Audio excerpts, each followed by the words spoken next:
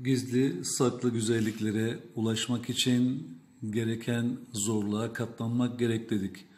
Kayalardan, derelerden, kanyonlardan adımlayarak yavaş yavaş kaybolan Türk Şelalesi'ne yol aldık.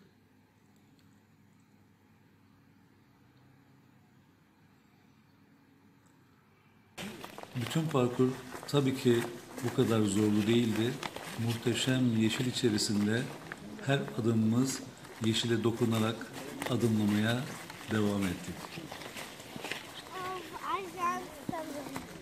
Ve bizi bekleyen Evet, kaybolan Türk Şelalesi'ni muhteşem şelaleyle zorlu bir parkurdan sonra yine bulmanın keyfini yaşıyoruz. Ama parkur öyle zorlaşmış ki şu solda görmüş olduğunuz ağaçlar, burada görmüş olduğunuz ağaçlar, yıkılan onlarca ağaç nasıl bir kış geçtiyse burada inanılmaz yapmış bölgeyi ve bu bölge gerçekten zorlu ve zorlu olduğu kadar da güzel bir parkur. Evet, 3 tane dere atladık.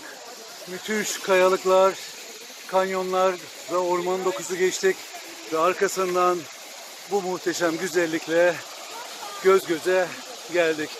Kaybolan Türk Şelalesi, keşfini yapmaktan mutlu olduğumuz, Mehmet Türk tarafından getirildiğimiz ve 3 seneden beri bölgenin fenomeni olan bir şelale, kaybolan Türk Şelalesi. 5 Mayıs 2019 yürüyen ayaklar Sivriler Sergen arasında adımladı.